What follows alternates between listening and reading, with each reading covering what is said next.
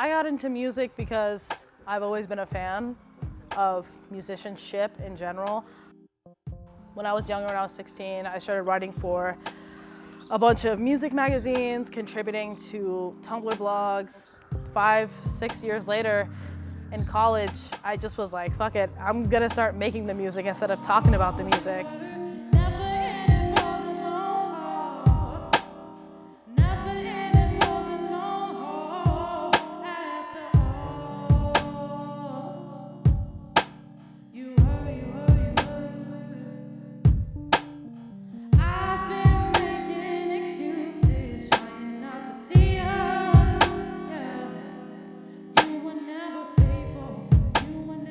I started off with a band called Ashoka. We were making like deep house R&B with like saxophone. And then once that kind of ended, I started producing on my own. I've been making music for what seems like 5 or 6 years, and now I'm just blossoming into my debut.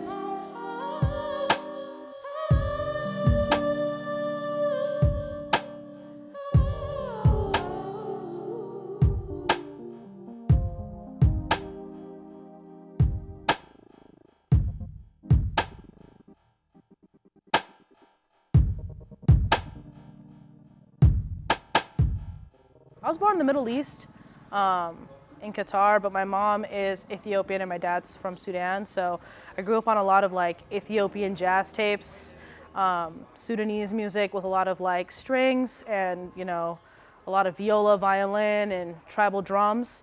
My mom's a singer. I always push that because I wouldn't be singing if she didn't teach me breath control. I'm very hyper influenced, like I like everything. But if I had to think about like the root of like where my musicality comes from, it's definitely like Ethio jazz, desert jazz, for sure.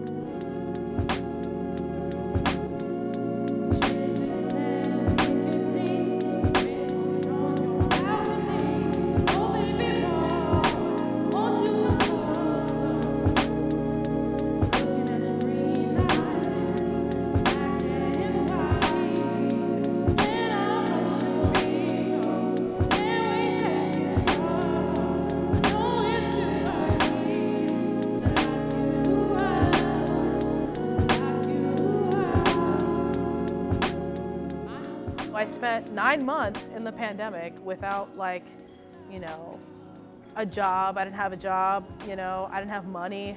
All I had was like my gear. You know, I had a MIDI keyboard, I had my laptop, I had Ableton, I had Logic. I was like, okay, let's just use what we got.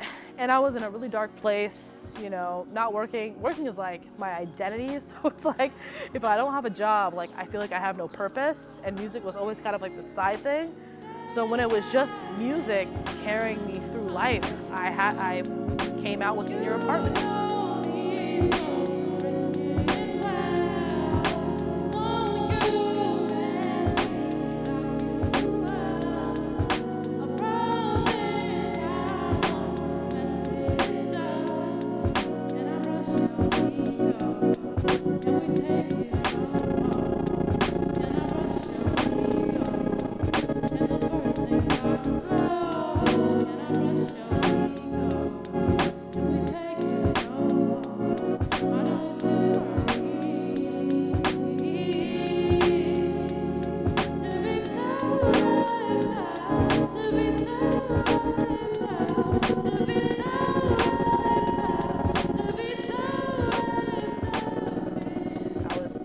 In my apartment, I was reminiscing of past romantic relationships that fell through, men that walked in and out of my life that just like threw me to the side emotionally.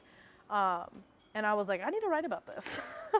I need to like dig this up. And it was like kind of like a music therapy project that I just like ended up being in love with. Just like I came out, I literally blacked out and made a record. Like I was like, okay, let's just like make 1 million songs and then like pick the best like 8, you know? Mama said give them 10%.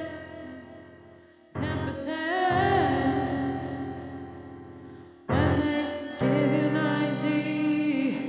90. 90, going 90 down the road, I can feel my head, losing you to the wind.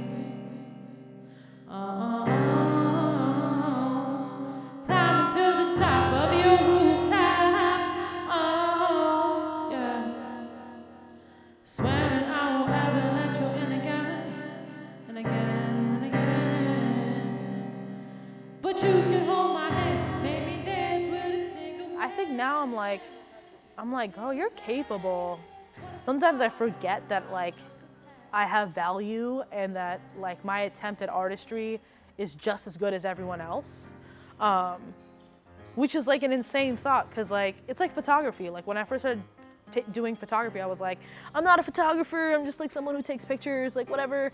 And then I had the same approach with music, and I'm like, I'm not really a producer, I just, I just like tinkle with the shit and I make stuff, it's like magic, whatever. And now I'm like, oh no, I'm a producer and a vocalist and a photographer and a synth head and an analog person. Like, I'm all those things. 100% of my time, but I still get like a coin toss, betting on a loss. Got no time for all your wicked ways. Got me drifting on a thousand plays.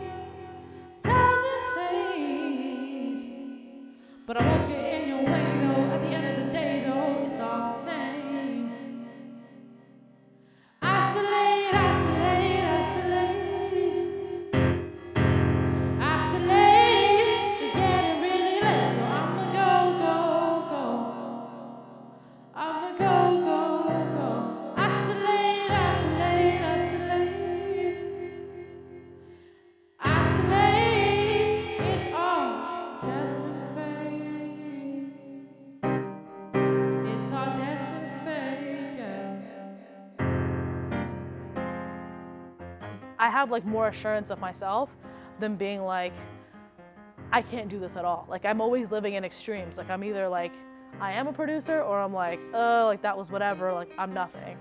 So trying to find that balance in the middle and be like, you're good. Like you're not like where you want to be just yet, but you're where you need to be right now.